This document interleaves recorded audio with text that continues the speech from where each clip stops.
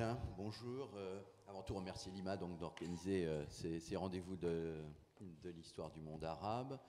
Cette table en particulier est organisée par le CEFAS, l'Institut français dans la péninsule arabique. Et le sujet qui concerne le christianisme ancien a été choisi parce que nous avons, je dirais, depuis 20 ou 30 ans, particulièrement progressé dans ce domaine, à la fois sur l'Arabie du Sud, en particulier avec les textes, mais aussi sur la région du Golfe, où le christianisme nestorien s'était bien répandu. Pour vous dire à quel point on travaille encore dans ce domaine, aujourd'hui, les missions archéologiques françaises en Arabie travaillent sur 3 points, disons, qui concernent le christianisme ancien: à Al-Qoussour au Koweït, à Kilwa dans le nord de l'Arabie Saoudite où travaille Sabah Fares de l'Université de Strasbourg, et à Najran où une mission, un projet qui est mené par Christian Robin travaille sur les inscriptions sud-arabiques, notamment des inscriptions, des graffitis rupestres. Alors, plutôt que de continuer à vous parler d'un sujet que je connais mal, je vais vous présenter ceux qui vont vous en parler bien. Dans les 2 espaces géographiques que sont donc l'Arabie du Sud et le Golfe. Sur l'Arabie du Sud, donc en premier lieu, Françoise Briquel, qui va vous parler des textes, en particulier donc sur le massacre de Najran. Et puis Christian Robin, qui va vous parler du christianisme d'Abraha. Christian Robin, membre de l'Institut. Sur le Golfe, nous aurons là aussi une vision archéologique présentée par Robert Carter de l'University College de Londres, mais qui est à Qatar. Et pour les textes, Muriel Desbiais, donc du CNRS, qui va vous parler des textes hagiographiques plutôt. Je donne donc la parole, on va commencer par le Sud, et je donne la parole à Françoise Briquel. Tu as un... Oui, est-ce que là... Oui, vous m'entendez. Donc, moi, je vais vous parler d'un événement très ponctuel. Ça peut être un petit peu étonnant de consacrer un quart de ce panel à un seul événement. C'est donc ce massacre des chrétiens de Najran, qui est un événement qui est d'une certaine manière marginal dans l'histoire générale, mais qui a eu un grand retentissement au Proche-Orient, puisqu'il est resté dans la mémoire des chrétiens des églises syriaques, au point qu'on a copié cette histoire dans des manuscrits jusqu'au XIXe siècle. Donc c'est vraiment un événement qui est resté prégnant et qui trouve aussi un écho dans le Coran. Alors, marginal, il l'est par rapport au monde chrétien de l'époque, bien sûr, puisqu'il a lieu en Arabie du Sud, mais dans une ville qui est en Arabie du Sud, mais sur le plan d'État actuellement au sud de l'Arabie Saoudite. Mais il est central justement pour l'histoire de l'Arabie du Sud, car il permet de mesurer l'évolution religieuse de cette région un siècle avant l'islam. Et puis, accessoirement, cet événement est le seul qui soit daté à la fois dans l'ère himyarite, c'est-à-dire l'ère de datation utilisée en Arabie du Sud, et dans une ère du Proche-Orient bien connue. Donc il permet de rattacher l'ère himyarite à la chronologie mondiale générale. Donc quand on a d'autres inscriptions en ère himyarite, de pouvoir faire l'équivalence. Donc malgré quelques discussions sur lesquelles je ne reviendrai pas, on peut tenir pour assurer que ces massacres ont eu lieu en novembre 523 de l'ère chrétienne, donc à peu près exactement un siècle avant l'hégire.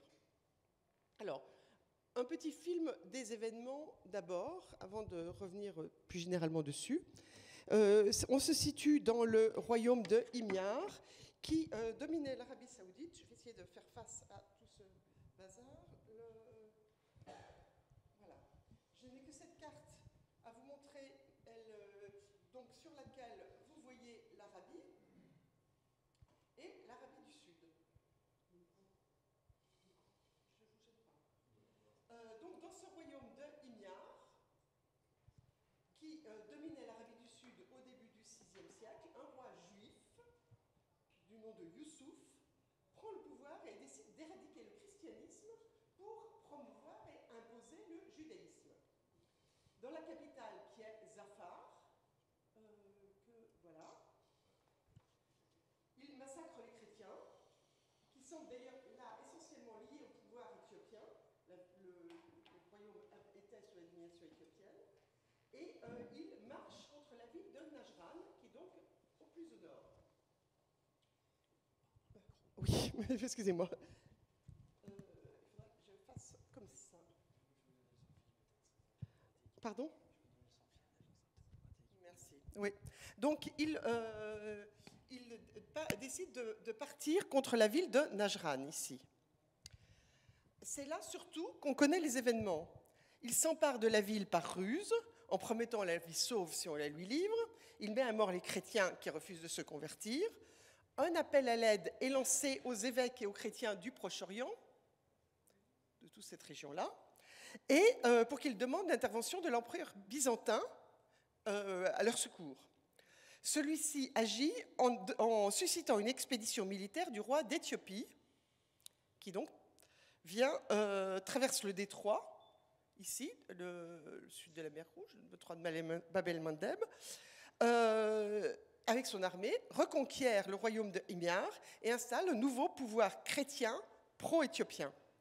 Le roi d'Éthiopie lui-même, ensuite, se retire pour consacrer sa vie à Dieu. Bon, voilà, en gros, les événements qui se sont passés. Alors, les sources. Comment on connaît ces événements? C'est un dossier exceptionnel parce qu'il est exceptionnellement bien documenté avec des sources variées que l'on peut donc croiser. Et en histoire, c'est ce qui est nécessaire, mais ce qui est souvent très rare pour des événements, surtout comme cela. On a d'une part trouvé des inscriptions sabéennes, donc en langue sud-arabique, émanant de l'entourage du roi persécuteur, qui célèbre le siège de Najran et donc envisage les événements d'un point de vue militaire, du point de vue du persécuteur, si on veut. Et puis, ensuite, des inscriptions éthiopiennes relatives à l'intervention éthiopienne. Donc, un dossier d'événements qui sont d'époque, contemporaine des événements. D'autre part, les événements sont connus par des textes qui veulent préserver la mémoire des chrétiens, mis à mort pour leur foi, donc de type hagiographique. Les textes les plus anciens sont en syriaque, donc araméen chrétien, la langue des chrétiens du Proche-Orient, et notamment les plus anciens, les plus proches des événements. Deux de ces textes se présentent comme des lettres d'un personnage présent à Al-Hira. Al-Hira est, c'est peut-être plus simple que je vous le montre comme ça, donc une région de Mésopotamie en relation avec l'Arabie du Sud. Donc ce personnage, Siméon de Beth Archam, était présent à Al-Hira et où, dit-il, est arrivé le récit des événements et il le relate. Donc ces textes-là se présentent comme un récit direct des événements. Et puis on a un récit de martyrs un petit peu plus élaboré. J'ai dit se présente comme un récit direct des événements, c'est bien entendu un petit peu élaboré sous forme hagiographique. Et puis en grec, on a le martyr d'Arétas, qui repose en grande partie sur ses sources syriaques, mais qui est donc mis en forme comme un récit de martyr. Donc l'ensemble montre une élaboration hagiographique, de plus en plus développée au fur et à mesure qu'on s'éloigne des événements. Et ces textes, ce martyr d'Arétas, donc, a passé du grec en arabe, en éthiopien, en géorgien et en arménien. Donc ça a été ensuite un texte de martyr qui a marqué toute la chrétienté orientale. Et enfin, à nouveau les événements plus géopolitiques et militaires, c'est-à-dire l'expédition éthiopienne qui a mis fin au règne de Youssouf et rétabli le christianisme en Arabie du Sud, est évoquée ou relatée dans des chroniques byzantines. Par exemple, celles qui sont plus connues, celle de Procope. Donc on a aussi des récits historiques sur les événements en grec.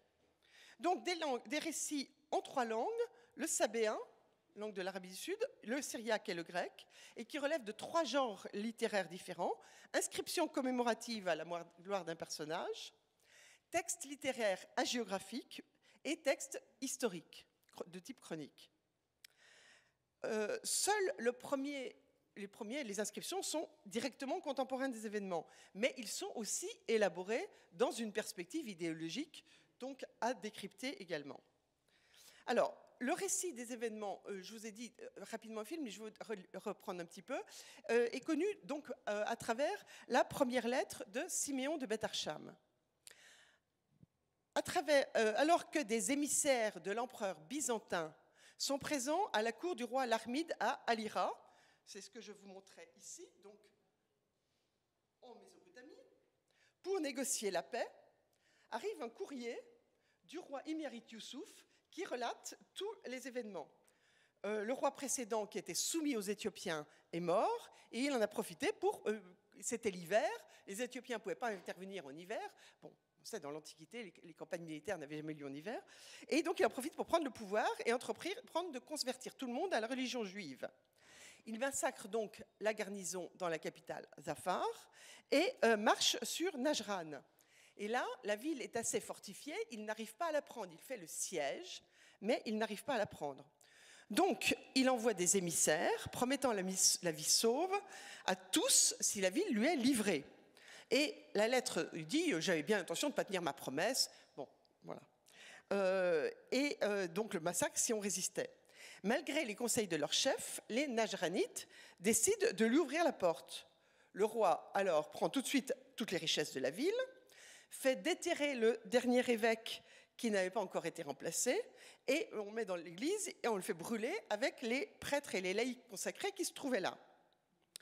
Ensuite, le roi demande aux gens de se convertir au judaïsme. Et bien entendu, tout le monde refuse. Donc, il les fait mettre à mort, du moins ceux qu'il arrive à prendre. Alors, seuls, bien entendu, dans le récit des notables sont évoqués, ce qui fait que l'ampleur réelle des massacres n'est pas vraiment claire. Les hommes sont mis à mort, puis les femmes, avec un magnifique récit de disputes entre les femmes de ceux qui sont mis à mort, qui réclament la priorité pour mourir avec leur mari, et les vierges consacrées qui disent « pas du tout, c'est à nous de mourir les premières ». Et le texte évoque ensuite une noble dame, l'épouse du chef, à qui le roi donne 3 jours pour changer d'avis. Et alors le 3e jour, elle sort dévoilée, sans voile, vous imaginez, et elle dit, c'est la 2e fois de ma vie que je suis sans voile, il y a eu le jour de mon mariage, et maintenant, parce que je vais épouser le Christ. Et elle excite ses compagnes, elle les exhorte au martyr, et elle harangue la foule, et donc elle est mise à mort. Et le roi dit enfin qu'il répartit les enfants entre ses nobles pour qu'ils soient éduqués un petit peu sainement en dehors de toutes ces erreurs chrétiennes dans la foi juive. La 2e partie du texte, donc là, c'était la lettre. Tout ceci était relaté, soi-disant, par le roi persécuteur, qui envoie une lettre pour raconter ce qu'il a fait. Et une 2e partie du texte met en scène qui vient sans doute qui est prétendu envoyé par un autre envoyé des chrétiens cette fois, arrivé à Alira, qui met en scène d'autres figures particulières dont le martyre aurait été raconté. Le chef, Harit bin Kab, un noble vieillard qui s'était opposé donc à la reddition de la ville, qui proclame sa foi, harangue le peuple, et que le roi fait finalement décapiter avec ses compagnons près d'un wadi. Un enfant de 3 ans, qui, quand il voit le roi, se précipite vers lui pour lui serrer les genoux parce qu'il a cru que c'était le Christ tel qu'il était représenté à l'église, mais se rendant compte de son erreur, refuse de rester avec le roi qui est un juif qui pue, et le roi l'arrache définitivement à sa mère et qui est martyrisée sous ses yeux.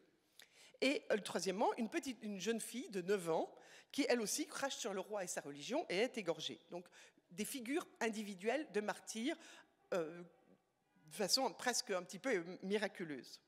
Et la lettre de Siméon conclut par un appel aux croyants et aux autorités du Proche-Orient pour qu'une intervention mette fin à la persécution. Alors, sans m'attarder outre mesure, parce qu'il faut quand même aller à l'essentiel, ce que je voudrais souligner, c'est ce que l'étude de ce dossier révèle.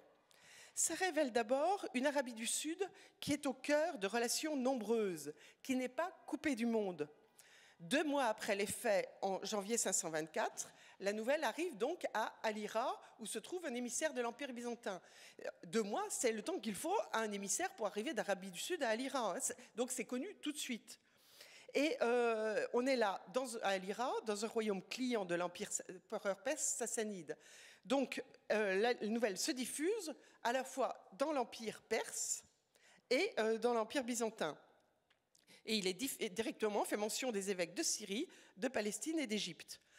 Cela suscite l'intervention, la réaction de l'empire byzantin et l'intervention du roi d'Éthiopie. Donc, on voit que cet événement est au cœur d'un réseau immédiatement diffusé dans tout le monde oriental de l'époque.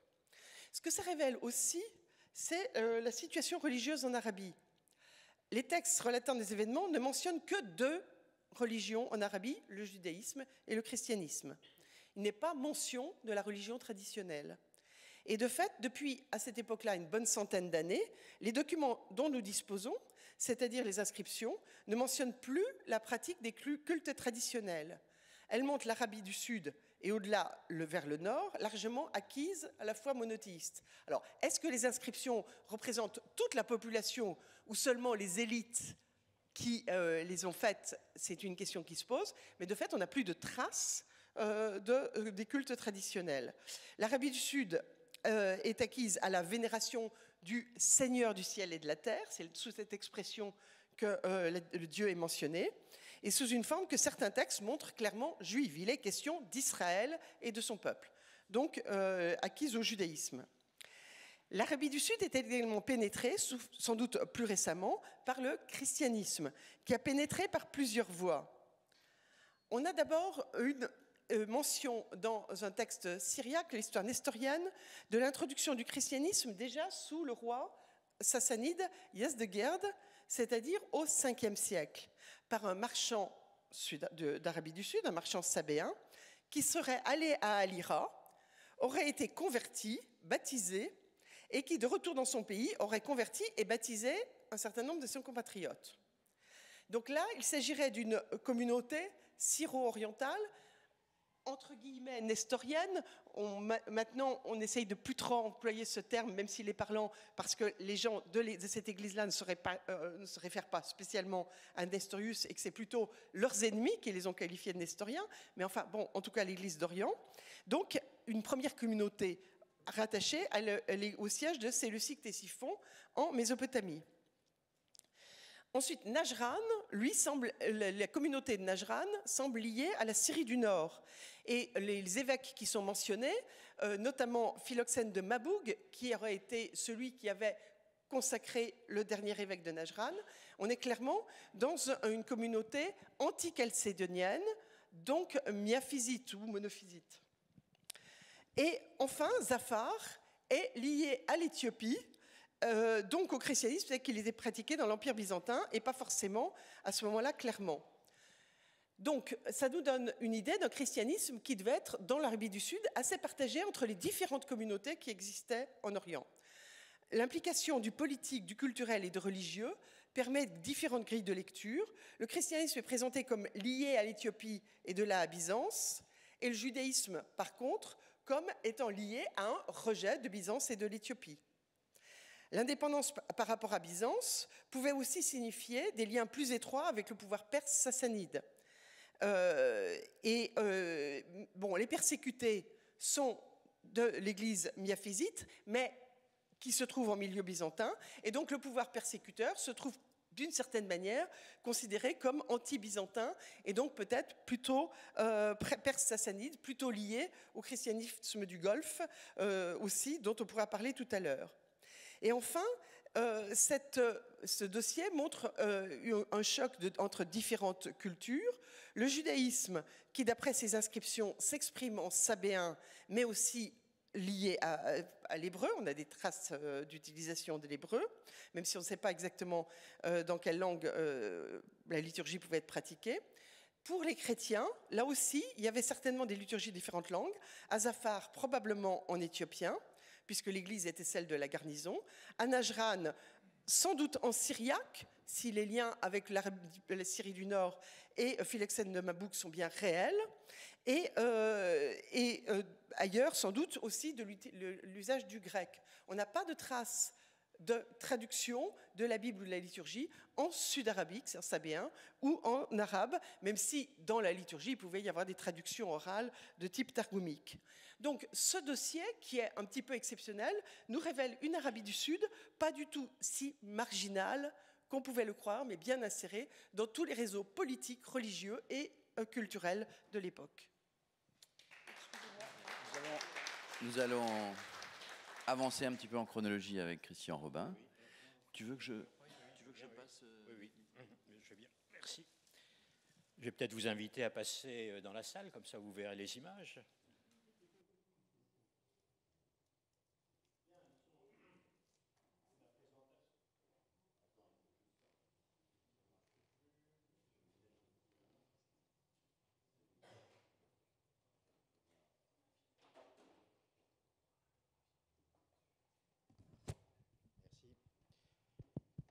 Donc, je vais faire une présentation un petit peu différente qui va être une sorte de kaléidoscope. Il y a une interrogation derrière, c'est-à-dire sur l'existence de communautés chrétiennes influentes en Arabie et qui ont joué un rôle politique considérable, comme on va le voir. Il n'y a pas de doute. La question qu'on peut se poser maintenant, quelle est la nature du christianisme que l'on trouve dans la péninsule arabique?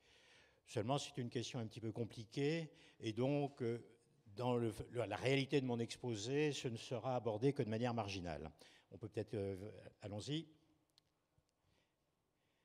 Donc le royaume de Himyar, comme ça a été indiqué par François, c'est un royaume yéménite qui domine à partir des années 350 la quasi-totalité de la péninsule arabique, et c'est qui se convertit à une forme de judaïsme qui est plutôt dérivé du judaïsme, une forme de monothéisme dérivé du judaïsme en 380 à un an ou 2 ans près. Enfin, la date n'est pas sûre de manière totalement absolue. La suivante. Voilà les campagnes militaires qui sont faites entre 320 et 360 par une grande famille du Hadramaout, qui illustrent donc que les Himyarites, effectivement, à cette époque-là, interviennent un petit peu partout dans la péninsule arabique. La suivante. Une inscription juive, la suivante, avec un petit monogramme. Vous voyez, elle est écrite en sabaïque, avec un petit monogramme en hébreu à l'intérieur. Le nom du roi permet de dater cette inscription entre 380 et 420, disons vers 400. La suivante. La crise des années 520, Françoise en a parlé relativement longuement, donc il y a une révolte d'un prince juif installé par les Éthiopiens sur le trône de Himyar, qui se heurte à la révolte d'un certain nombre de populations, en particulier de Nejran, la suivante, et cette révolte est réduite par une expédition éthiopienne qui a lieu entre 525 et 530, dont on a un certain nombre de témoignages épigraphiques, évidemment des chroniques comme celle de Procope, évidemment les hagiographies, etc., mais également des textes au Yémen, et en particulier cette inscription éthiopienne du Yémen. Le nom du roi a disparu, mais il s'agit très vraisemblablement du roi éthiopien qui a conquis le Yémen entre 525 et 530, comme je le disais. La suivante, petit tour en Arabie Saoudite maintenant. La suivante, les puits de Murayran. La suivante. Voilà donc une inscription du roi Abra, qui était l'un des généraux de l'invasion éthiopienne, qui s'est révolté contre le Négus, qui a pris le pouvoir après 531, peut-être vers 535, et qui met une vingtaine d'années avant de stabiliser son pouvoir. À partir des années 550, il intervient dans l'Arabie déserte, et là, c'est une inscription qui date de 552-553, où il commémore la soumission d'un certain nombre de populations du nord, du nord-est et du nord-ouest de l'Arabie. La suivante. Voilà donc le texte, vous voyez, il y a une belle croix, donc on voit que le christianisme est religion officielle. La suivante. Voilà l'expédition d'Abraham, celle de 552, la suivante. Et voilà les populations qui se soumettent à lui. Donc vous avez Hagar dans le Golfe, Taï en Arabie du centre-nord, Judham à la frontière de Byzance et Yathreb. Donc on a des mentions explicites d'une soumission de la totalité de la péninsule arabique, sauf la côte du Golfe, sauf une partie de la côte du Golfe, puisque Rat est sur la côte. Et je vous ai mentionné également les évêchés nestoriens du Golfe qui sont mentionnés par des croix, qui sont indiqués par des croix. La suivante. Nous allons maintenant venir à l'une des deux grandes opérations d'Abraha pendant son règne, qui est la construction d'une grande église à Sanaa. La suivante. Elle a été relativement peu étudiée jusqu'à présent, donc je vous donne une petite bibliographie, la bibliographie en arabe, la suivante. Je n'entre pas dans les détails, la suivante. Voilà, on peut dire un certain nombre de nouveautés à propos de cette église. Premièrement, son bâtisseur est Abraha, c'est bien connu. La suivante. On a une description, je reviendrai sur les nouveautés après, on a une description par Azraqi qui comporte un certain nombre de points très précis et c'est ça qui sont ces indications qui permettent de faire une reconstitution. D'abord, Azraqi nous dit que c'est un ensemble carré qui se compose de 3 parties. Beit, 80 sur 40 coudées, ce sont des points qu'il faut retenir. Iwan, 40 coudées à droite, 40 coudées à gauche. Et la Qubba, la coupole, 30 coudées sur 30 coudées. La suivante, je n'entre pas dans le détail, ni sur la richesse des matériaux utilisés. La suivante. Voilà, les nouveautés. Les nouveautés sont la localisation de cette église, puisque traditionnellement, on la situe dans la partie orientale de la vieille ville, dans un lieu qui s'appelle Rurqad el-Khalis, les dimensions d'el-Khalis, la date d'el-Khalis, et la restitution du monument que je dois à l'architecte Christian d'Arles, avec lequel je travaille déjà depuis un certain nombre d'années. La suivante. Alors, à Sanaa, on localise cette église à Rurqad el-Khalis parce que c'est à côté de Qasr al-Silah, qui est la forteresse à l'est de la ville. Et comme les gens de Sanaa localisent Rumdan, le palais royal, à Qasr al-Silah, et que d'un autre côté, on sait qu'el-Khalis est à côté de Rumdan, donc ils ont cherché un endroit à l'est de la ville pour localiser la ville, et c'est ce que font Leacock et Sargent, les premiers qui ont travaillé sur cette église. La suivante, voilà, donc l'emplacement de Rurqad el-Khalis. La suivante, selon l'Azraqi, donc, el-Khalis est à côté de Rumdan. Et selon l'avis unanime de toutes les sources, le palais de Rumdan est à l'est de la Grande Mosquée. Et là, on sait que la Grande Mosquée a été fondée dans les années 630, donc il n'y a aucune ambiguïté sur l'emplacement de la Grande Mosquée. La suivante, voilà ce que nous dit El-Hamdani. Il subsiste encore du mur de l'antique Rumdan, là ce n'est qu'une citation parmi beaucoup, un pan fait de pierres, de blocs, merveilleusement appareillé en face de la première et de la seconde des portes orientales de la Grande Mosquée. Donc on a des témoignages très précis, on sait où est la Grande Mosquée, donc on sait exactement où est Rumdan. La suivante. Il y a eu un premier agrandissement de la Grande Mosquée sous le règne du calife El-Walid, donc au début du 8e siècle de l'ère chrétienne, et au moment de cet agrandissement, on a détruit le tombeau d'un prophète qui s'appelle Hanzala ibn Safwan. La suivante, voilà donc l'emplacement ancien à droite, l'emplacement nouveau à gauche d'El-Khalis. La suivante, El-Khalis, la suivante. Voilà donc une image d'un palais sud-arabique qui représente Rumdan, mais enfin évidemment Rumdan, on ne sait pas trop à quoi il ressemblait. Et El-Khalis avec son emplacement et le plan que nous retenons aujourd'hui juste à côté de la Grande Mosquée. La suivante. Sur les dimensions d'El-Khalis, on peut faire peut-être un petit progrès, c'est-à-dire les dimensions que nous donne l'Azraqi avec une coudée de 50 cm nous donnent des dimensions d'El-Khalis qui sont de l'ordre de celles de Notre-Dame de Paris et un peu plus grandes que Sainte-Sophie de Constantinople. Donc ça apparaît peut-être un petit peu excessif. La suivante. Mais si on se fonde sur la coudée sud-arabique antique que l'on peut mesurer grâce à des données d'El-Abraha sur le pylône qui est à l'extrême droite, qu'il a reconstruit, donc il nous donne les dimensions exactes de ce pylône, et ce pylône nous donne comme dimension de la coudée 33 cm et non pas 50. Donc ça fait à peu près un tiers de moins que les dimensions que l'on donne d'habitude. La suivante. Voilà donc la Grande Mosquée et El-Khalis à peu près à l'échelle. La suivante. La date d'El-Khalis, elle nous est donnée par une inscription fragmentaire dont l'auteur est probablement Abraha. La suivante. Voilà cette inscription conservée au musée d'Istanbul. Ça n'a jamais été dit que cette inscription commémore El-Khalis, mais c'est une quasi-certitude puisque les matériaux mentionnés dans ce texte sont superbes et la date du règne d'Abraham. Et donc, il s'agit de la commémoration d'un monument ostentatoire. Ça peut être le palais royal, ça peut être El-Khalis, mais comme El-Khalis est mentionné dans les traditions, à mon avis, c'est très vraisemblablement El-Khalis. La suivante, voilà le texte, la suivante. Donc, on peut effectivement montrer que par sa qualité, c'est certainement une inscription royale. La suivante, les matériaux précieux. La suivante, je n'entre pas dans le détail, mais enfin, disons, c'est pour vous dire, il y a des arguments qui permettent de fonder mon opinion. La suivante. Alors, maintenant, les restitutions du bâtiment d'El-Khalis. Celle de Sargent et Newcock, c'est une sorte de basilique chrétienne. La suivante. Barbara Fincer et Jürgen Schmidt sont un petit peu dans le même esprit. La suivante, celle de Romolo Loreto en 2014, c'est toujours pareil. La suivante, voilà ce que Darl a proposé au début. Alors je vous rappelle, on entre dans le bête qui fait 80 coudées sur 40. Ensuite, on a un Iwan qui s'ouvre de 40 coudées à droite et à gauche. Et ensuite, on a la Qubba. La suivante, mais Azraqi nous dit le bâtiment est carré. Il y a donc un petit problème. Voilà donc les premières étapes du raisonnement.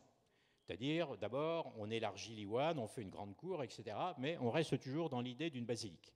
La suivante, voilà ce que ça donne. La suivante, là, on approche du carré. Mais la Qubba reste extérieure. La suivante, là, on est presque sur le carré. Et la suivante, voilà l'une des possibilités. Donc là, on est vraiment dans un bâtiment carré qui est sur un socle. La suivante, et la formule que nous retenons aujourd'hui. Donc, avec un bête qui n'est pas en longueur, mais en largeur, un grand Iwan, la Qubba, bâtiment carré, ça répond parfaitement à toutes les données de la Zarqi. Alors maintenant, il faut trouver des parallèles. La suivante, je vous montre quelques images de restitution, une coupe. Voilà comment ça se présenterait. La suivante. La suivante. Voilà. Maintenant, je reviendrai sur les parallèles apparemment parce que, disons, je me suis trompé un petit peu dans l'ordre de mon exposé. Maintenant, quelle était la langue liturgique à El-Khalis? La suivante. On a un certain nombre de termes étrangers qui sont d'abord de l'éthiopien dans la première phase du christianisme sud-arabique et ensuite du syriaque qui orientent très fortement vers le syriaque. Le syriaque est écrit en rouge. La suivante. Ce qui est plus intéressant, ce sont les invocations trinitaires que l'on a dans les inscriptions sud-arabiques. On a un passage dans l'inscription du premier roi chrétien installé par les Éthiopiens après la conquête qui mentionne Rahmanan et son fils, Christ vainqueur. Rahmanan et son fils, donc Rahmanan a un fils qui est Dieu et qui s'appelle Christ vainqueur. Dans les inscriptions d'Abraham, c'est tout à fait différent. La suivante. Voilà donc Rahmanan, Bessom Rahmanan, Wabenhu, Christos Raliban, et son fils Christ vainqueur. La suivante. La grande inscription d'Abraham, la suivante. Voilà le texte et son Messie. La suivante. Et son Messie. La suivante, et son Messie. Donc, on a une opposition très nette entre la christologie du premier roi et du roi Abraham. Le fait de remplacer le Fils par le Messie évoque tout à fait la doctrine de l'Église de la circoncision, qui a donné les Nazoréens, les Ébionites, etc., qui considèrent Jésus comme un Messie, le Messie de Dieu, etc., éventuellement de la descendance de David, mais non pas comme le Fils de Dieu. Et donc, on voit qu'on se situe dans un contexte très particulier. Or, le Yémen était juif précédemment. Il était difficile de passer complètement du judaïsme au christianisme, à un christianisme totalement trinitaire. Donc, on a, sans doute pour des raisons politiques, beaucoup plus que pour des raisons théologiques, une forme relativement gommée de christianisme. La suivante. Les citations bibliques, aucune citation biblique dans les textes d'Abraham. La suivante. Je reviens à la langue liturgique, probablement le syriaque, je n'argumente pas longuement. La suivante. Il y a un deuxième point qui est extrêmement intéressant en ce qui concerne le christianisme d'Abraham, c'est que son calendrier n'est pas le calendrier romain. Toutes les églises ont le calendrier romain, toutes les églises de langue syriaque ont le calendrier romain comme calendrier liturgique. L'Éthiopie et l'Égypte ont conservé l'ancien calendrier égyptien. Abraham, lui, a un calendrier lunisolaire avec des mois intercalaires, 7 mois intercalaires par cycle de 19 ans, c'est-à-dire le même calendrier que les Juifs. Et donc, on a un deuxième élément qui montre la nature ambiguë du christianisme d'Abraham. C'est-à-dire, il a conservé l'ancien calendrier émirite, qui était le calendrier juif, et il ne l'a pas modifié pendant son règne. Donc, on a une forme de christianisme qui n'existe nulle part ailleurs, qui n'est pas antichalcédonien, qui n'est pas chalcédonien, qui n'est pas nestorien, etc. Et donc, c'est tout à fait intéressant. Alors évidemment, ça repose sur des arguments qui sont extrêmement ténus. Néanmoins, on a l'impression qu'il s'agit de quelque chose d'un petit peu spécial. La suivante. Alors, j'ai quelques images de la Grande Mosquée. On va passer très vite. Tu peux faire défiler. Donc, voilà donc des vestiges de la cathédrale de Sanaa, des chapiteaux avec des croix. Il y en a 3. Tu peux y aller, oui. Donc cette grande mosquée est en plein travaux. Voilà donc peut-être un élément qui pourrait dater de l'Antiquité. C'est difficile à dire uniquement sur les photographies.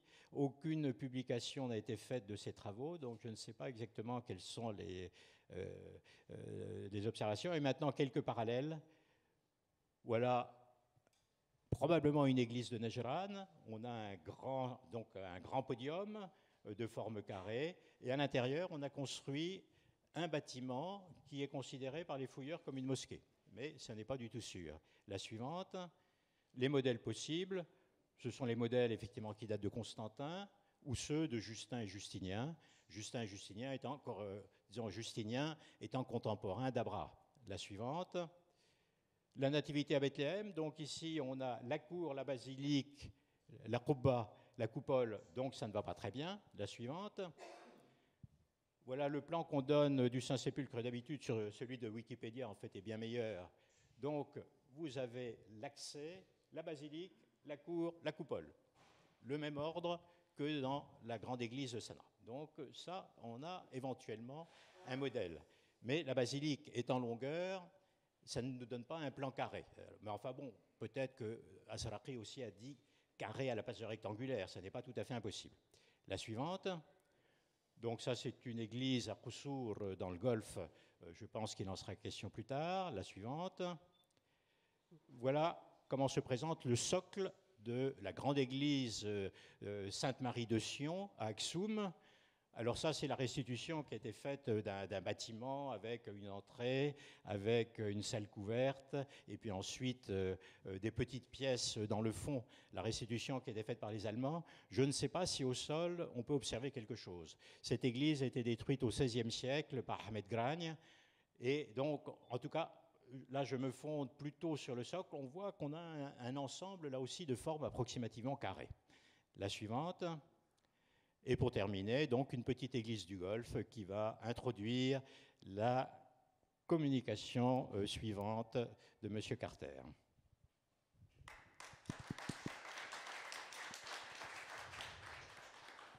Alors oui, nous allons passer dans le Golfe. Est-ce que ça marche? Non, pas vraiment. Et nous allons voir d'abord l'archéologie avant de voir les textes sur le Golfe, donc l'autre versant de l'Arabie. Robert Carter va parler en anglais, mais je lui ai demandé de parler doucement et clairement. Et puis il a apporté plein d'images qui éclairciront son discours en anglais.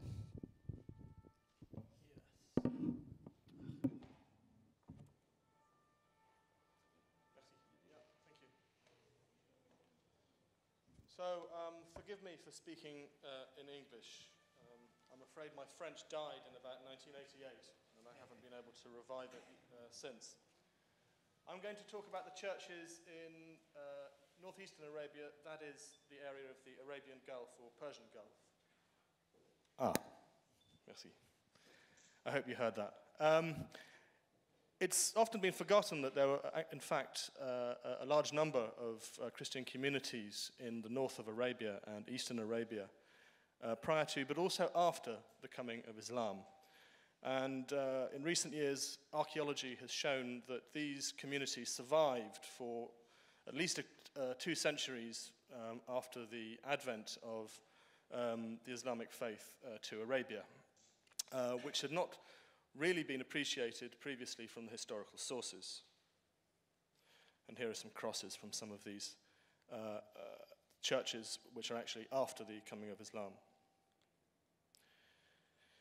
The archaeological sites and the historical sources don't actually match up very well.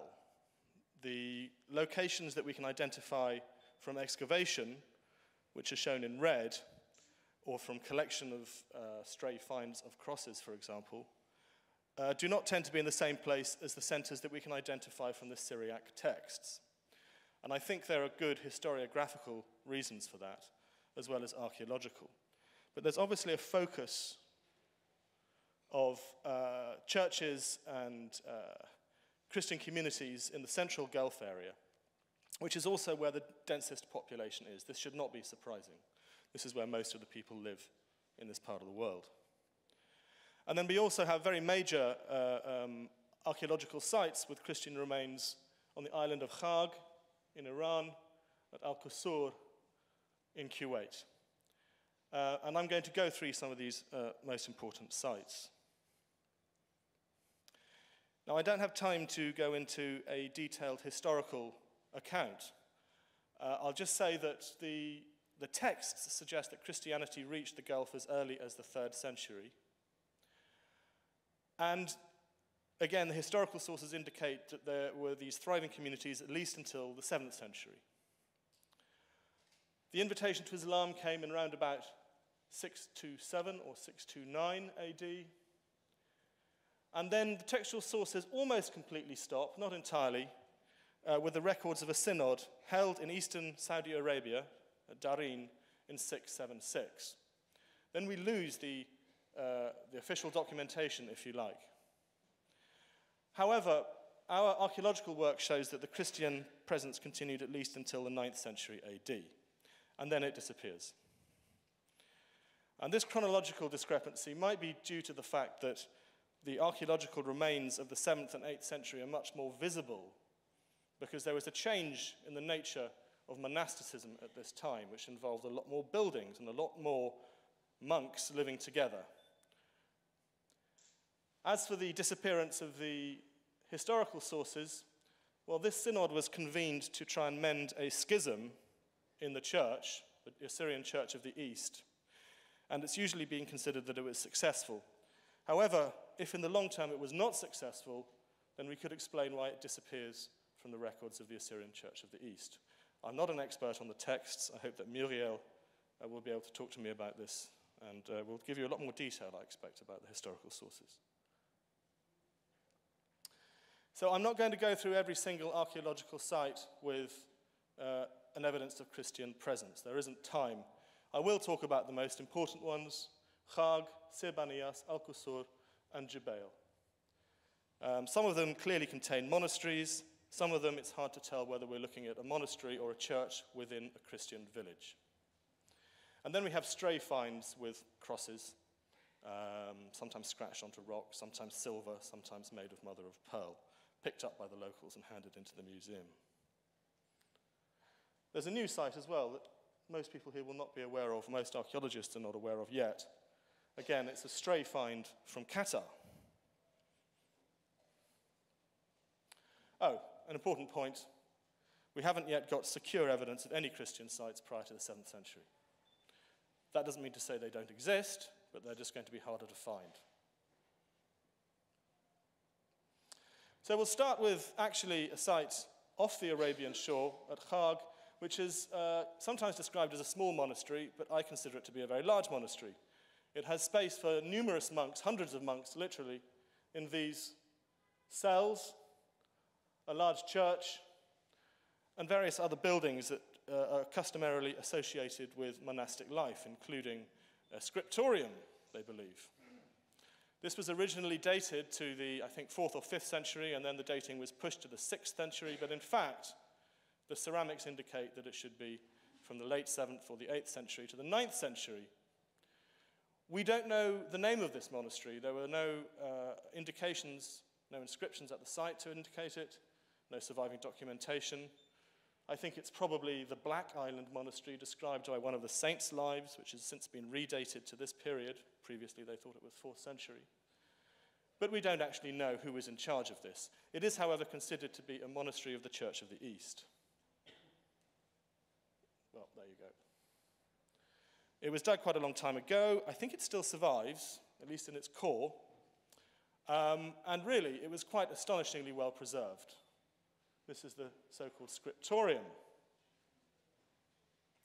Now, the sources suggest there was a lot of Christian activity in the 7th century, including, there seems to have been a number of Christian scholars coming out of the Gulf, coming out of this area, which was known as Beth Katraya at this time.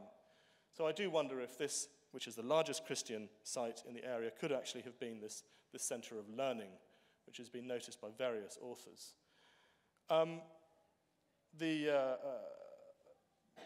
The site was dug quite fast under rescue excavation conditions, so we don't have very detailed documentation. But it's the best preserved site of this period, Christian or otherwise, for the whole of the region. Now, I'm also going to, I have this in the wrong place, I'm now going to talk about a monastery found a long way away on an island in Abu Dhabi Emirate, which consisted of a cluster of houses, and this one, number 9, a compound with a church inside and parts of an excavated building, or buildings rather. Of course, there could be much more to be excavated. Unfortunately, the site was badly damaged. It would have been very well preserved, but it was bulldozed when they were trying to create this paradise island on Sir Banias before it could be excavated, so only its foundations survive. But I think if there was further excavation, we would get a much better idea of what was inside this compound. This is, if you like, the archaeological drawing of what was found. A church, some cells, some other rooms of indeterminate purpose, and a gate next to which there was a burial that the excavators described as the bishop. We don't know if he was the bishop or not. And again, we're fairly sure that this is a 7th century, early 8th century, or rather 8th century foundation. One of the reasons that we think that these sites date to the time after Islam is from the ceramic assemblages, which have been extensively studied now by several people. And we are all reaching the same conclusion that these are in fact 7th and 8th century ceramics. An important way to distinguish these buildings as churches, apart from the architecture, is the plasterwork. I don't have time to go into the plasterwork in great detail, but here's an example from the church at Sir Bani Yas. In fact, the stucco of this site is very similar to the stucco found at Khag, as well as some of the other sites, including Jubail. And I think we do have a local style, or possibly a local group of people who are applying the plasterwork to the churches of this period at this time. It really is quite homogeneous. It's been used to try and give a Sasanian date, a pre-Islamic date, to many of these monuments, but in fact, the parallels with Islamic stucco or plasterwork are just as good. It is in fact not very useful at all for dating purposes. The best parallels I could find are actually with an Islamic site in Iraq, Jalul al-Ukhaydir.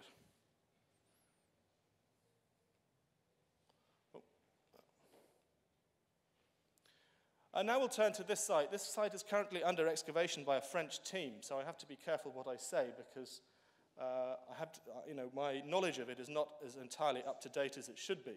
And there may be people in this room even who can correct me. I hope they do. The church was found quite a long time ago in the 1980s. This is one of its crosses on an island known as Failaka. And the church is actually embedded within a much larger settlement. This is from the recent French work they've now found a second church. And as you can see, it's an extensive village, often erroneously described as a monastery, erroneously, in my opinion. Julie Bonaric is working on it right now. I need to talk to her about what she thinks of the dating and whether or not there is a monastery involved, because this has not been completely decided. This is the more recently discovered church. It had some impressions in plasterwork of crosses, I believe, and it's thought to be slightly earlier than this one. This is what I mean about a difference in architecture as time goes on. If this is earlier, and you only found, let's say, a partially preserved example of this small church, you would never identify it as a church, really.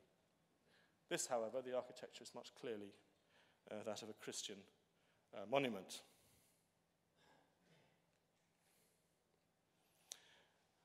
And as well as the church, we're now getting very nice plans of the various courtyard houses that surrounded it, and nowhere here do I see any plan that resembles the monastery at Chag or at Sir Bani Yas.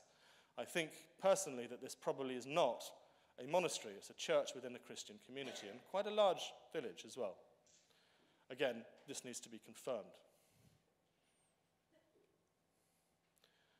And in fact, here we see the first very clear expression of Islamic courtyard houses, even though many people would not describe this as a courtyard house. But this prefigures the architecture of the houses in this region all the way up to the mid-20th century, whereby you have a very small chamber used for multi-purposes and sometimes sleeping during the winter, otherwise you'd sleep on the roof, within a courtyard, and in this case with some facilities in the corner. If you rearrange it slightly, oh, here's another example. If you rearrange it slightly, and this is one from Sir Bani Yas, you get the complex in the corner with an open courtyard. And this is what urban houses look like in the towns of the Gulf from this time all the way up to about 1960.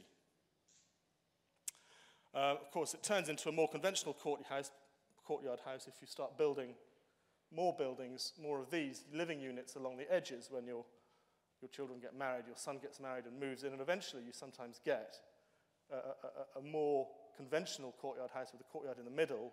Difficult here because this is pushing out, but you get a courtyard in the middle with structures all the way around. And these agglomerate in an urban fashion. That's not entirely relevant to Christianity, but I find it interesting. At this stage, however, these are often right in the middle, so they are ancestors, if you like, of the Arabian courtyard house. And then we ought to look at Jubail as well, because it had such a beautifully preserved church, which unfortunately was excavated, but there is no publication. There are just some amateur publications and images. This is found at a time when the Saudis were quite sensitive about finding Christian monuments on their land. And again, it's illustrative of this center of Christian activity in Bahrain and the eastern province of Saudi Arabia. This was preserved up to roof level. In fact, we think the church at Sir Bani Yas may have been preserved to roof level before it was bulldozed. So it may have looked like that once. And then lastly, even though the whole of the region was known as Beit or Beth Katraya in the sources, we have not actually found any Christian site yet in Qatar, except for this recently discovered cross mold picked up from the surface of a site in central Qatar. So maybe there will be some excavation there, not by me, somebody else is looking at this. And maybe we will find out some more about the Christian communities of Qatar itself within Beit Katraya. So there's quite a lot of work still to be done. Quite a lot of work still to be done on the lives of these Christian communities, but the data is starting to be gathered, not just from archaeology, in terms of the dietary evidence and the economy that we see, which seems very typical of the region, again, across a long span of time. But also there is more work that could be done on the texts, especially the canons coming out of, there's two major groups of canons relating to Beit Katraya, which explain how the lives of the people worked at this time. On the Gulf Coast, we find out that, in fact, they were pearl fishers, as they were, again, until the mid-20th century. We don't have so much evidence for the inland areas, but there is now a French expedition in the oasis of Kharj in Yamama, in inland Saudi Arabia, in the Nejd, which I expect will start telling us something about the Christian communities of the interior areas. But at the moment, we just have the evidence from the coast. And then lastly, what happened to these Christian communities? Well, they disappear in the 9th century, which was a period of enormous unrest. There was a revolt in southern Iraq, a slave revolt. And then there was a very heretical Shia movement came to power in eastern Arabia. And sometime during that turmoil, the Christian communities appear to have converted to some kind of Shi'i Islam. We don't know the precise details of it. It was a difficult time. The Carmathians, who were in power in eastern Arabia at the time, were extremely ruthless, and we can imagine that there may have been forced conversion, but really that would just be speculation. Whatever happens, these people seem to not have disappeared, but to have become the ancestors of today's Muslim populations in eastern Arabia. So thank you very much.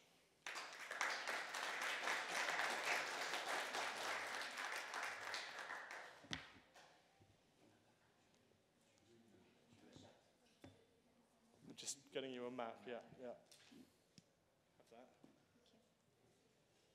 Oh, no, you could do better than this.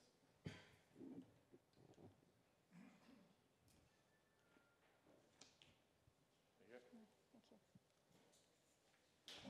Bon, nous allons passer au texte avec Muriel Tellier. Exactement. Donc je n'ai pas d'image à vous montrer puisque les textes sont bien ingrats. Ils sont conservés dans des manuscrits qui sont souvent tardifs et qui ne présentent pas d'intérêt, si vous voulez, majeur pour que je vous les projette aujourd'hui. En revanche, je vais utiliser les textes pour vous montrer ce qu'ils nous apprennent sur l'histoire de cette région. On connaît bien l'existence du christianisme dans le Golfe Persique depuis l'étude notamment des documents de l'Église de l'Est. Alors le christianisme de cette région, le christianisme au singulier n'a pas beaucoup de sens dans l'Antiquité tardive.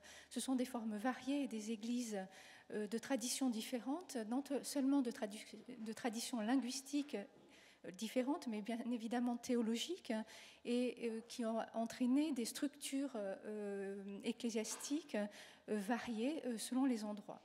Dans cette région ici, nous sommes dans la zone d'influence de ce que l'on appelle l'Église de l'Est, ou l'Église apostolique de l'Orient, comme elle se nomme elle-même, et que l'on a appelée pendant longtemps l'Église nestorienne. Françoise Briquel y a fait allusion. Et c'est aujourd'hui ce que l'on appelle l'Église assyrienne et l'Église chaldéenne. Donc c'est cette église-là qui est présente dans l'Empire perse, c'est-à-dire sur la rive persique du Golfe. Et cette région, vous le voyez bien, est une zone de contact entre l'Empire sassanide d'une part, l'Arabie du Sud d'autre part, et également une zone d'influence indirecte de l'Empire romain byzantin.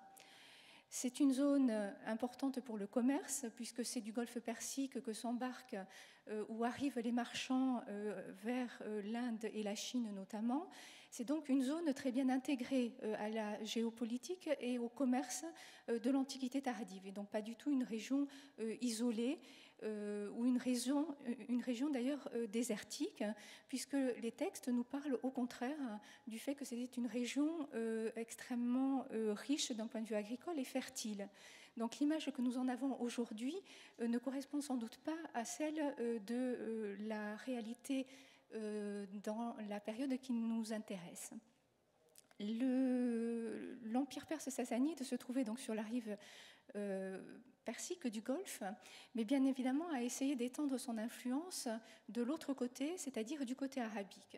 Et à plusieurs périodes dans l'Antiquité tardive, on a des campagnes menées par les Shahs de Perse dans cette région, notamment au IIIe, au IVe, fin 4e et 5e siècle et à la fin du 6e siècle.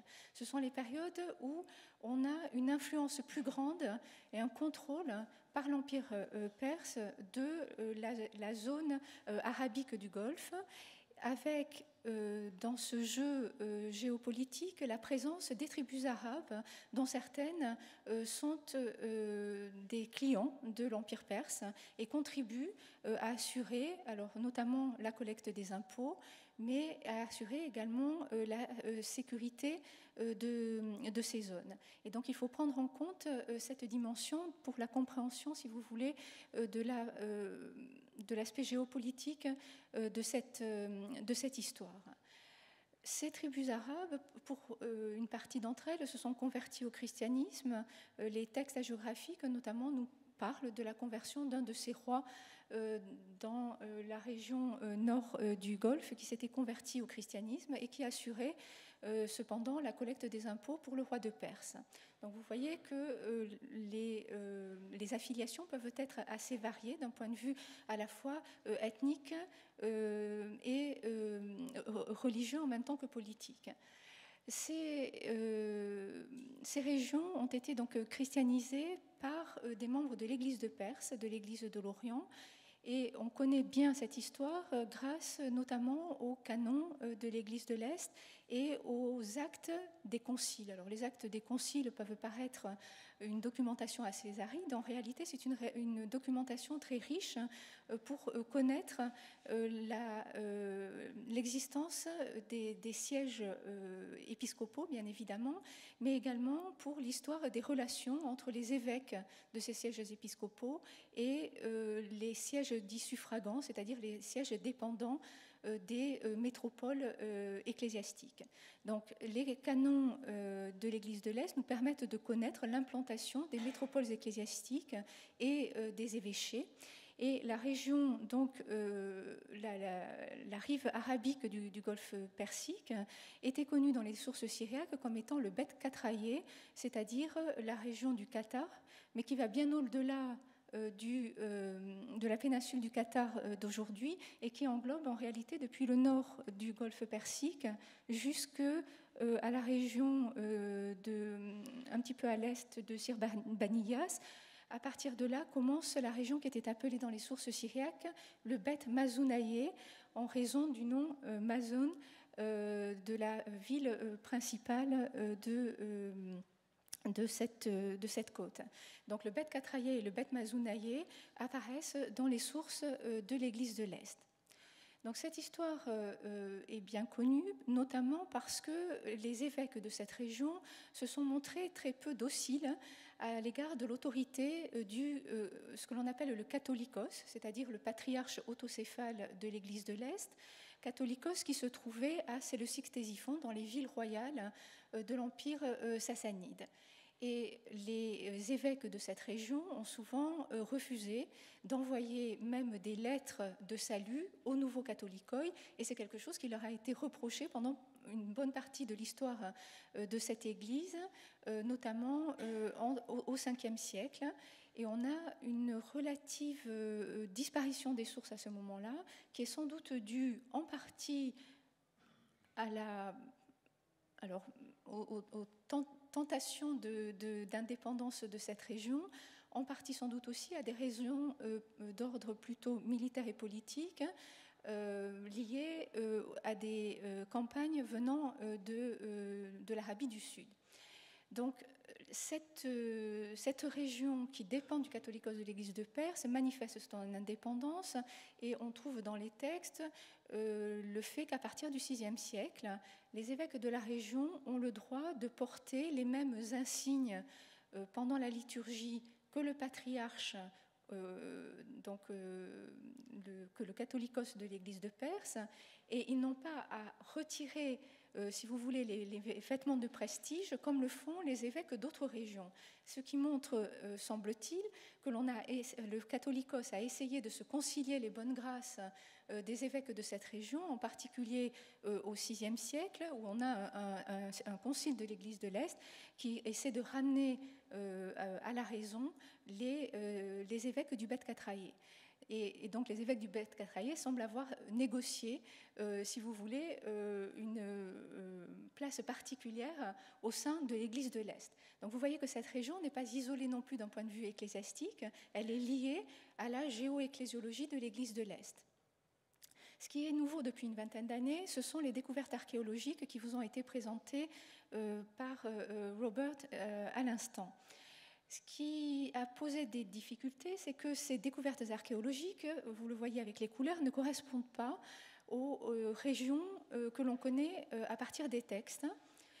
Ce qui pose un problème. Et le deuxième enjeu de ces découvertes, c'est que la datation que l'on pensait au départ les datations que l'on pensait pouvoir mettre au 4e, 6e siècle ne tiennent pas. La plupart de ces sites datent plutôt du 7e, 8e, voire 9e siècle. Ce qui, là encore, ne correspond pas exactement à la chronologie des textes, puisque, Robert le disait tout à l'heure, à partir de 676, on a moins d'informations sur l'Église de l'Est, ce qui ne veut pas dire que l'on n'en a plus dans les textes, mais on en a moins.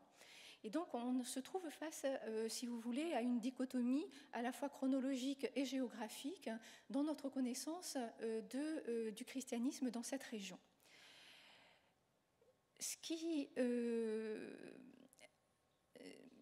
est relativement nouveau, c'est qu'on a redaté un texte en particulier, qui est un texte hagiographique, qui est l'histoire de la vie d'un solitaire qui s'appelle le Mar Yonan, qui est une vie assez extraordinaire, puisque ce Mar Yonan décide d'aller rendre visite à un de ses camarades ascètes dans une île, alors on ne sait pas malheureusement laquelle, dans une île de la région, et pour ce faire, il utilise un moyen de transport assez original, puisque sort de l'eau pour venir le prendre un crabe géant qui l'emmène avec son disciple à une vitesse tout à fait supersonique dans l'île où se trouve le solitaire. Cette vie est extraordinaire aussi parce que ce Mar Yonan réalise un certain nombre de miracles qui sont très implantés dans le milieu local, puisqu'il guérit un personnage tombé d'un dattier et qu'il ressuscite le fils d'un riche marchand de perles. Donc on est là, si vous voulez, dans un milieu qui est vraiment le milieu du Golfe Persique, avec une géographie et une allusion au commerce des perles qui correspondait donc à la réalité de la région. Alors pourquoi est-ce que ce texte est important? C'est que pendant longtemps, on l'a daté du IVe siècle, et donc on ne l'a pas utilisé, ou très peu utilisé, pour comprendre l'histoire de cette région. Il a été redaté du 7e siècle à partir d'arguments internes, puisqu'il fait allusion à des éléments qui datent seulement du 6e siècle. Et il fait allusion notamment à une réforme très importante dans l'Église de l'Est, qui est une réforme monastique menée par un certain Abraham de Kashgar, qui a introduit une nouvelle forme de monachisme de type égyptien dans le monachisme de l'Église de l'Est. Jusque-là, on avait ce que l'on appelle des formes de proto-monachisme, c'est-à-dire des fils et des filles du pacte, des hommes et des femmes qui étaient tonsurés et mis à part pour le service de l'Église, mais qui ne vivaient pas dans ce qu'on peut appeler des monastères, qui vivaient davantage dans ce qui ressemblait à des maisons privées. Et puis d'autre part, on a des formes d'ascétisme où les ascètes vivent dans des huttes. Les huttes ne laissent pas de traces, ou très peu. Et donc, à partir du VIe siècle et de la réforme d'Abraham de Kashgar, on a une forme de cénobitisme tel qu'on peut le trouver en Égypte, en Palestine ou en Syrie, avec un monastère central, des moines qui vivent dans des cellules autour de l'église monastique, mais également des ascètes qui s'installent dans des formes de cellules, mais qui ressemblent davantage à des maisons, puisqu'ils ne vivaient en général pas seuls, mais avec leurs disciples, le disciple qui était à leur service. Et donc, comme en Égypte, dans les kélis, on sait que ces ascètes donc, vivaient à l'extérieur du monastère dans des structures qui ressemblent à des maisons. Et il pouvait y avoir une certaine activité économique. Il pouvait par exemple presser des olives, y compris dans ces cellules un peu excentrées. Or, ce texte-là fait allusion à ce type-là de monachisme, et c'est aussi une des raisons pour laquelle on le date plutôt du 7e siècle que du 4e, c'est qu'au 4e, on n'a pas encore ces formes-là de monachisme. Et ce texte est composé de manière assez évidente pour créer une hagiographie de ce nouveau monachisme de l'Église de l'Est, et pour créer une hagiographie persique du monachisme. Quelque chose qui est tout à fait original et n'existait pas jusque-là. On a une hagiographie très importante, composée au 6e, 7e siècle, pour justifier ces nouvelles formes de monachisme. Et c'est l'histoire de Marogène et de ses disciples, au nombre de 72, qui ont fondé des monastères dans toute la région de la Mésopotamie. Donc on connaît très bien ces textes-là.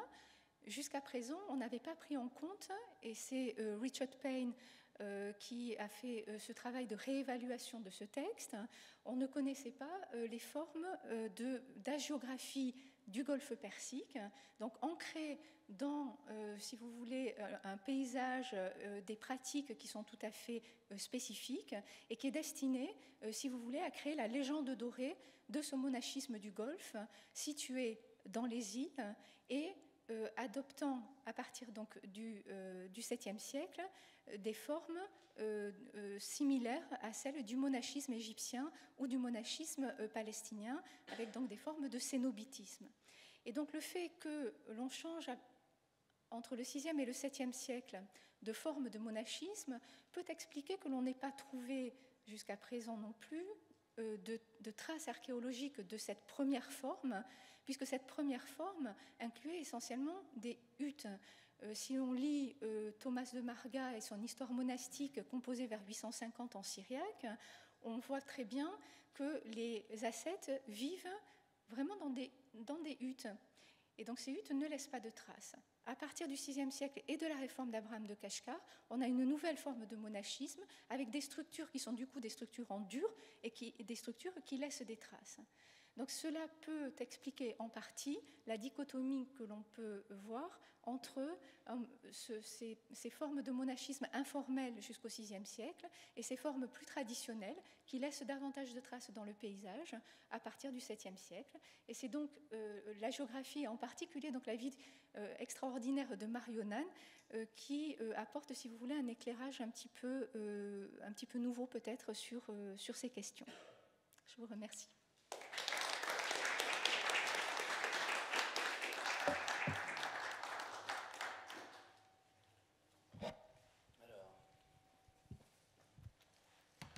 Il nous reste un bon quart d'heure pour quelques questions, si vous en avez, à nos 4 participants.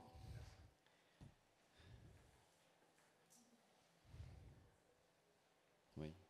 D'ailleurs, je vois qu'il y a un micro qui n'avait pas de...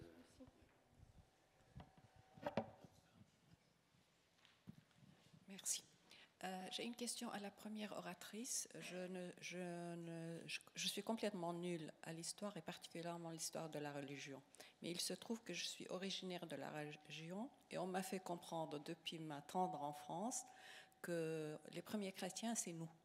Alors, je ne sais pas si j'ai bien compris, dans le schéma que vous avez montré, vous avez entouré une ville qui est au nord-ouest dans la Mésopotamie et vous aviez l'air de dire, toujours si j'ai bien compris, qu'ils ont été convertis au christianisme vers 523. Alors, ça m'étonnerait beaucoup qu'ils aient attendu cette année pour entendre parler du christianisme. Non, 523, c'est la date du martyre des chrétiens de Najran. Donc déjà, à Najran, il y avait des chrétiens. Quand est-ce que le christianisme est arrivé en Arabie du Sud? On ne le sait pas. Pardon? Alors, à la Mésopotamie, la tradition veut que le christianisme soit arrivé dès l'époque apostolique, puisqu'on a cette tradition sur la Mésopotamie de la christianisation, un texte qui relate un disciple de Jésus, pas un des apôtres, mais un des disciples, Marie, qui aurait lui-même converti toute la Mésopotamie en venant d'Édesse. Bon. Ces textes apocryphes qui souvent ont reposent sur des éléments, mais sont mis en forme à une époque beaucoup plus tardive. Bon, ce qui est sûr, c'est que le christianisme est arrivé dans l'Empire perse au moins dès les tout débuts du royaume de l'Empire sassanide, sous Shapur Ier, qui a fait des conquêtes dans l'Empire romain et qui a déporté des populations. Et parmi ces populations déportées, on avait des chrétiens. Donc, à partir du milieu du IIIe siècle, il y a sûrement des chrétiens en Mésopotamie. Mais il y en a sans doute eu déjà avant, parce que la Mésopotamie et l'Empire romain avaient des échanges tout le temps, et qu'on sait que le christianisme s'est diffusé sur la route des marchands. Donc il y a eu certainement l'arrivée de chrétiens et de petites communautés chrétiennes dès avant le milieu du IIIe siècle. Mais là, le phénomène a pris une plus grande ampleur. Alors quand j'ai parlé de Al-Hira, j'en ai parlé comme une des sources possible du christianisme d'Arabie du Sud au 5e siècle. Mais c'est justement parce que c'était une ville qui était déjà considérée comme une ville chrétienne relativement importante, qui a joué un grand rôle, qu'elle a pu éventuellement être la source d'où est parti le christianisme vers le sud. Je ne sais pas si j'ai répondu à votre question. D'autres questions? D'autres questions?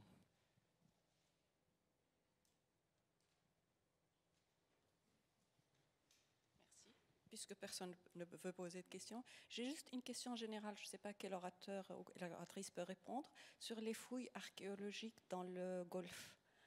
Alors, j'espère ne pas franchir une ligne rouge. Est-ce que c'est facile? Est-ce que les gens ont envie de découvrir qu'ils ont un passé chrétien là-bas?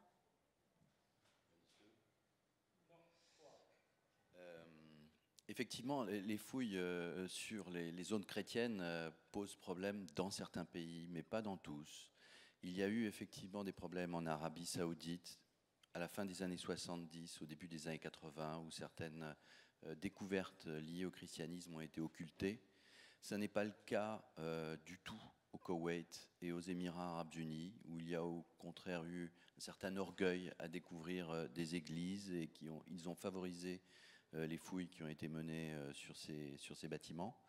Aujourd'hui, en Arabie Saoudite, on a 2 projets qui ont à voir avec des vestiges paléochrétiens, et ça se passe très bien avec les antiquités saoudiennes.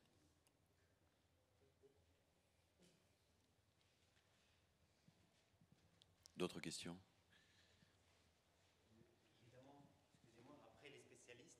Parce que je n'en suis pas. S'il n'y en a pas, je peux me permettre de dire peut-être quelques bêtises sous forme de questions. Non, mais une observation, parce que je me suis beaucoup intéressé à certains sujets liés aux moines, en particulier en Égypte, et je voulais juste poser une question. Quel parallèle peut-on faire avec l'histoire du monachisme en Égypte, puisque l'on peut suivre, grâce aux fouilles des Kélia, une période assez longue, à la fois par rapport à la typologie de l'habitat, comme sur le plan chronologique jusqu'au 8e, date à laquelle ces sites ont été abandonnés.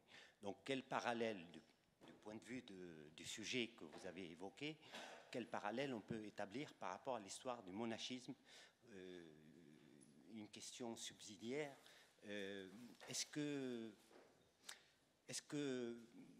je ne connais pas le contexte de vos recherches, mais par rapport à la typologie hutte, maison en dur, etc., est-ce que ça répond à véritablement des choses très concrètes, par exemple, à part les textes qui proviennent de fouilles ou quelque chose comme ça? Merci beaucoup. Pour répondre à votre question, je ne suis pas sûre que... Merci. Pour répondre à votre question sur les liens avec le monachisme égyptien, la réforme dont je parlais d'Abraham de Kashgar repose sur une adoption des modèles égyptiens. C'est-à-dire qu'Abraham se rend en Égypte sur les tombes des premiers ascètes égyptiens, Antoine en particulier, et ramène et écrit des règles monastiques similaires à celles de l'Égypte. En même temps, au 7e siècle, on rassemble ce que l'on appelle le paradis des pères en syriaque, qui repose sur les histoires monastiques égyptiennes. Donc c'est une traduction du grec en syriaque et une recomposition des histoires ascétiques de l'Égypte ancienne, chrétienne. Et ces textes syriaques ont eu une grande diffusion dans le monde monastique de l'Église de l'Est. Donc c'est un modèle très important qui permet de recréer, si vous voulez, le monachisme de l'Église de l'Est. Et pour ce qui est de la question des sources, alors on a peu de sources textuelles nouvelles, on n'en a pas qui viennent des fouilles, et l'explication des structures temporaires ou en dur n'est qu'une des explications possibles de cette difficulté à concilier les restes archéologiques et les textes d'autre part. Vous voyez bien que les trouvailles ne cessent de se faire, et donc on aura peut-être dans quelques années une vision un peu plus claire de ces questions aussi, en fonction de ce qui sera trouvé.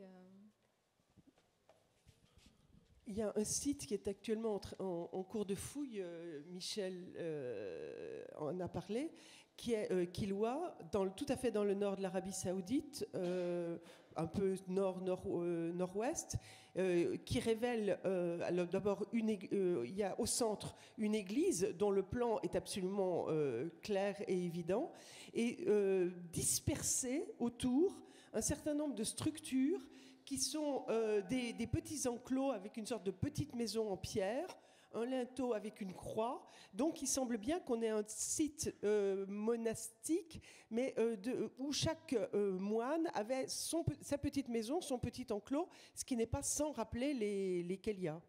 Mais c'est encore en cours d'étude.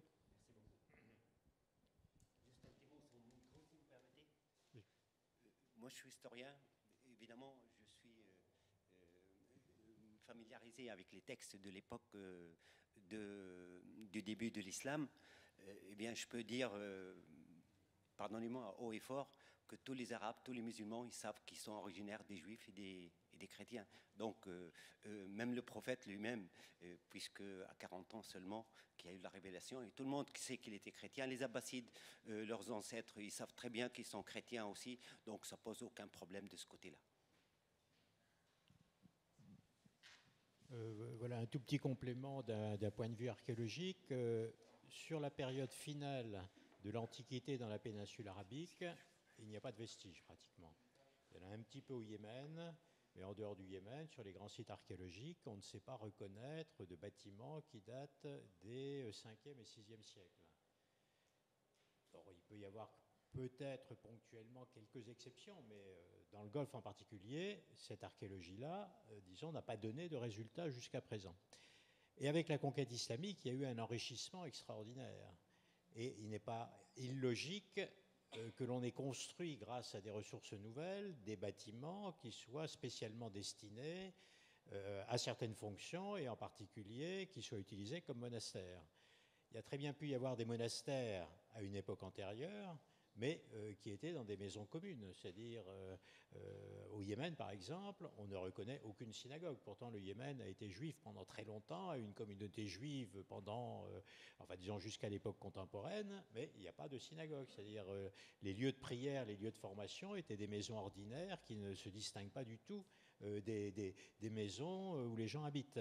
Donc, on peut avoir ce phénomène-là. Hein. Donc, une période pendant laquelle il n'y a pas de bâtiment spécialement dédié à des communautés religieuses, et puis une période où, au contraire, disons, on a suffisamment de moyens pour en construire.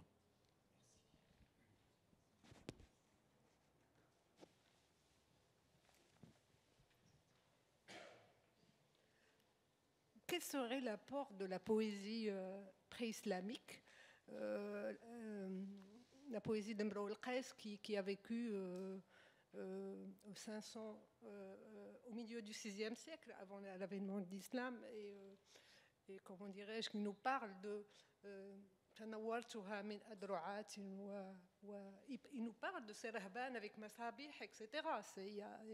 Je pense qu'on dans sa mu'allaqa ou dans il en parle quand il parle de Yatrib et de cette femme qu'il a vue.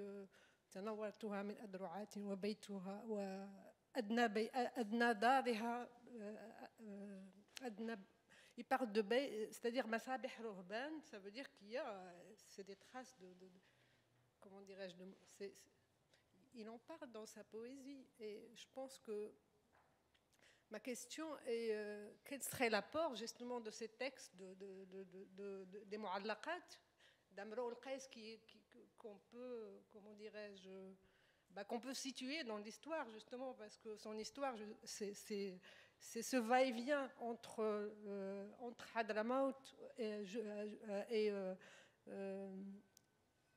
Chamal et le nord de l'Arabie. Voilà.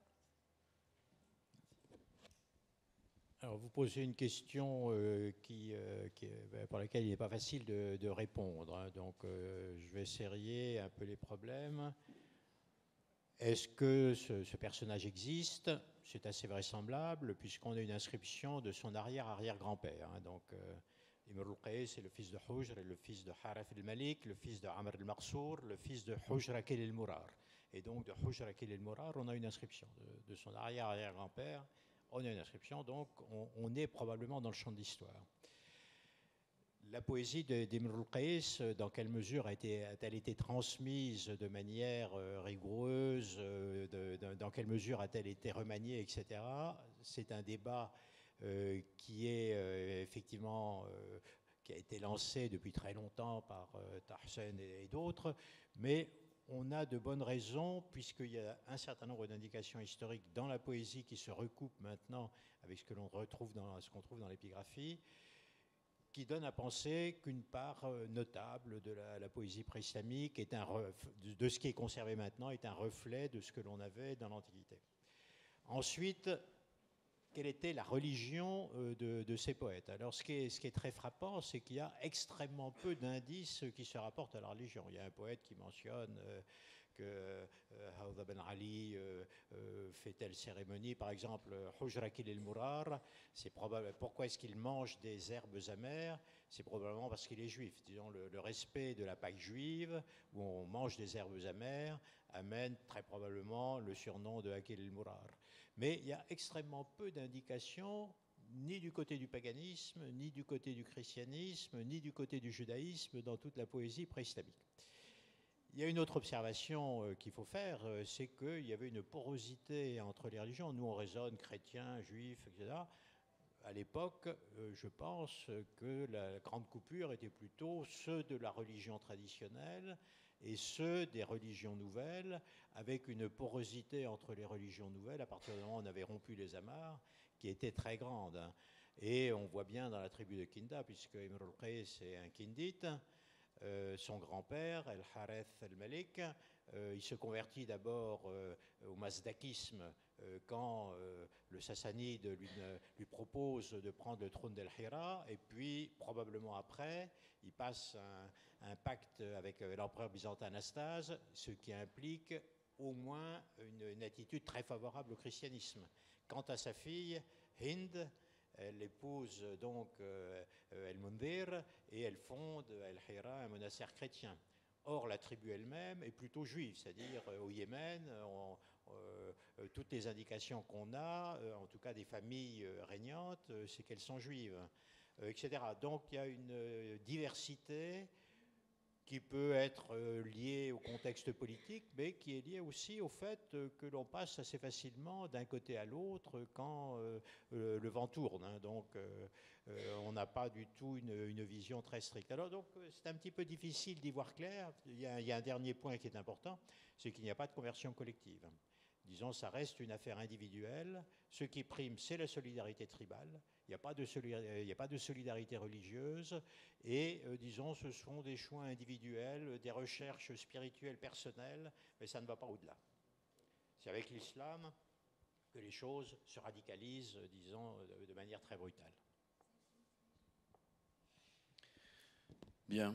Mais écoutez, je vais remercier mes collègues d'avoir participé à cette session et on va évacuer la salle, voilà, pour la prochaine session. Je vous remercie.